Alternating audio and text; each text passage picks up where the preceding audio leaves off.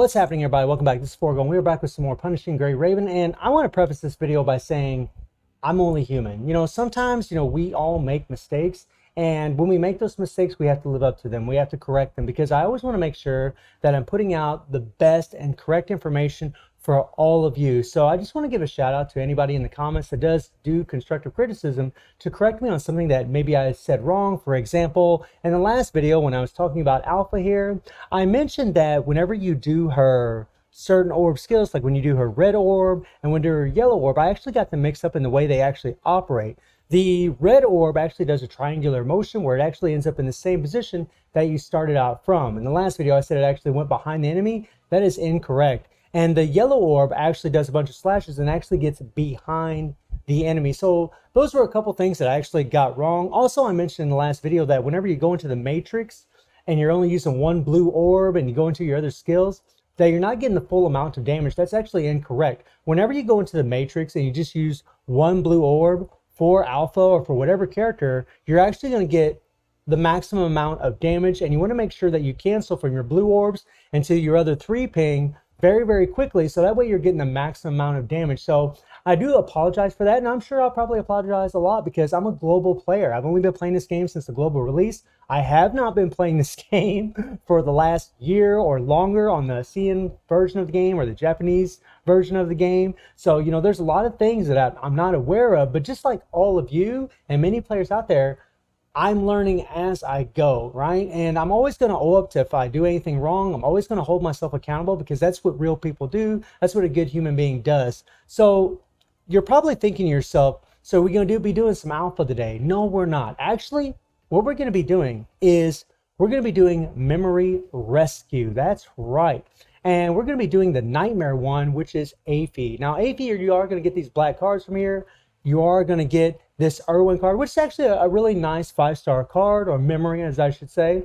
And you're going to end up getting a slot 4 Darwin memory, which is a very good memory. Now, when you're building Aife, you're just going to have Darwin memories for the first slot and the second slot, but that 4th slot could come in handy for another character. You never know. It's always good to have an extra 6-star memory lying around. But Aife here really is a nightmare of a game mode, and I wanted to show this video with a complete free-to-play team, the team that you start off with when you start playing this game. And so, Lucia is going to be my main damage dealer. Nanami is going to be for breaking down the shield and hopefully applying some defense down. We're actually got some defense down memories for Lucia here. And Liv is just for a heal and to get a little extra damage in there as we can. So as far as the builds, you can see that I do have 30-31 as far as BP for Lucia. We got 21-77 for Nanami. And we have 21-30 for Liv here. And as far as the actual builds on these characters, you can take a look at my memories. We've got the Irwin memory here, which actually increases basic attack damage. We'll just click on it here so you guys can see. It increases your basic attack damage increased by 10% when you have 2 of them. And then when you have 2 of these Aife cards, it's going for each orb pinged. All damage increased by 2% for 3 seconds. This can be stacked at 5. So you're getting an extra 15% damage. And then we have the Voltaire set. This is an amazing memory set right here because it actually reduces the target's defenses by 10% for 5 seconds on 12-second cooldown. And then when you have a 4-piece set, it's actually going to do it even more, which is amazing. You could actually put this set on B Nanami, and whenever you use her for a QT skill, because you do want to use her for a QT skill because it's actually going to break down that shield. That's very important for this run whenever you're playing with her.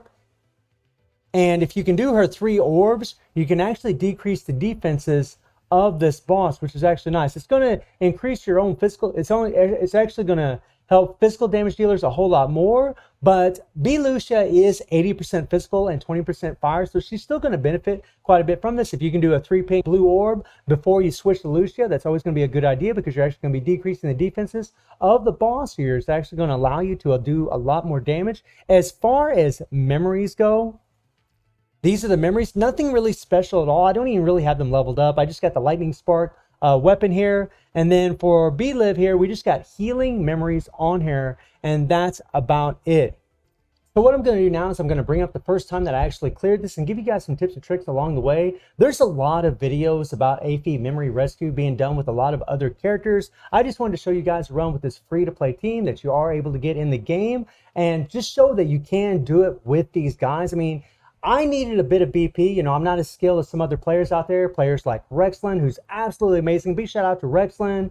Freaking amazing player. I saw his run with Lee. I was just like, just in awe watching that thing. Oh my God, it was absolutely insane. But again, I just wanted to show you guys that you can do this with a completely free to play team that you start off with in this game. So I'll go ahead and bring up that run and try to explain what you need to be doing in order to defeat this guy. So I'll bring this thing up here and let's hit it. So the first thing is, whenever you start off this fight against these two, there's going to be two bosses. There's going to be an archer and there's going to be a lancer. And the archer is actually going to be on the left side and the lancer is going to be on the right side. You want to go towards the archer. And what I would advise to all of you is try to attack the archer first, okay? That's very, very important because he's going to be a lot easier to defeat. He doesn't seem to have as high HP, and he doesn't have a shield, whereas the lancer does have a shield. It takes a lot more to break him down, which is another reason why B Nanami is so important for this boss. So we'll go ahead, we're going to run to the left side, and we're going to see old boys show up. Now, there's a couple of different things that they can do. Sometimes you'll see a little circle that's going to show up at the bottom. When it does show up, you want to dodge that thing, and then you can go into the matrix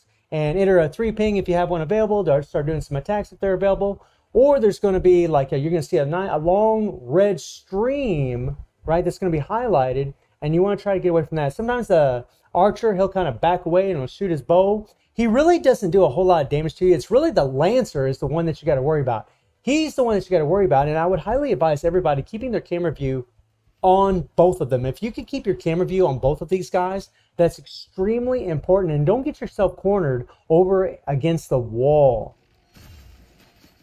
Okay, so there you see the circle, right? And you saw the lancer getting ready to jump. So when you see that circle, you know the lancer's going to jump. There's a couple different things you can do. You can either dodge, like what I'm doing right now. If you have dodges available, you can try to dodge it. Or you can just switch your character. That's a little tidbit. I mean, if you're out of dodges, go ahead and switch your character to the next one. And the order that I would switch my characters is, you know, you start off with your damage. At least in my case, I'm starting off with Lucia. I would switch to B Liv next. Try to do some damage with her, and then I'm going to switch to B Nanami. The reason I want to go with B Nanami before I switch back to Lucia is I want to try to use her blue orbs, try to decrease the defenses of this boss, and then switch to Lucia and hopefully do a lot more damage that way. So we entered the matrix. There we go. Watch out, watch out. And you'll notice we're going to do quite a bit of switching here. Oh yeah, oh yeah. And I mean, you're just, you know, bringing in your characters as much as you can as far as their QTEs to do as much damage as possible. Another little tidbit is you always hear these cues, that little sound. That's letting you know that you need to get ready to dodge. Now, the Lancer has this movement where when he jumps out at you and he lands, he can actually kill you pretty much in 2 strikes. It's ridiculous how much damage he can do. But the thing about this thing is you have to get very good at dodging. You need to get very good at positioning your camera so you can see exactly what both your opponents are doing, and focus all of your attacks on the archer. That's very, very important. And also, you know, when it comes to Lucia, when you're playing with her ultimate, it's a great defensive weapon because you're in an iframe, and it's also, or a defensive tool, but it also does a pretty good amount of damage as far as she's concerned. Watch out. Like, even if you do 1 blue orb with Nanami and you switch, you're still going to be decreasing defense a little bit of this boss. So now it's just all about the Lancer. And this really isn't that bad. You see he's got that shield up, right? Alright, and we'll get him. Now we get him back out of the way. So he does this little cue where he's got that red that shows up. Then you want to dodge and make sure you're always trying to get behind him. Now there he holds the lance back and then he gets ready to strike. So you need to learn all these little cues that these bosses do, so that way you can capitalize on your dodge and then come in for your attacks. Always be trying to do your 3 pings. I mean, with Lucia, it's any 3 ping and then a red ping to do her dual blaze. That way you're doing the most damage. With Nanami, I mean, you really want to be using her blue orbs before you switch to Lucia. B Liv, every time you switch her in, you always want to be, like, whenever you go into the Matrix, hit her red orb. She'll do a lot of damage that way.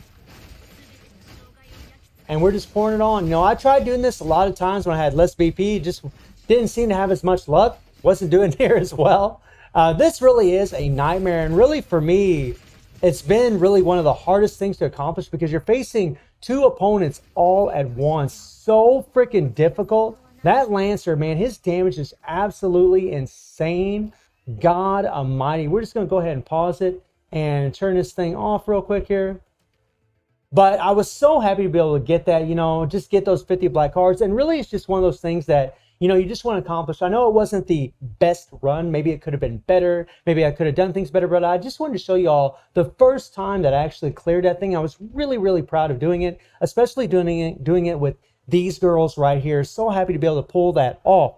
So let me know how y'all doing in the game. Let me know if you're enjoying Alpha, man. She really is awesome. But I didn't want to do that first clear with Alpha. I felt like that was kind of a cheap way to do it. I wanted to do it with a free-to-play team and shows B Lucia some love since Alpha's getting all the shine right now, which she absolutely deserves. And I do stream on Twitch at 9 p.m. GMT plus 7 time. The link will be in the description below. And I hope you enjoyed the video. Thank you for watching, y'all. Take care and have a good one. See ya.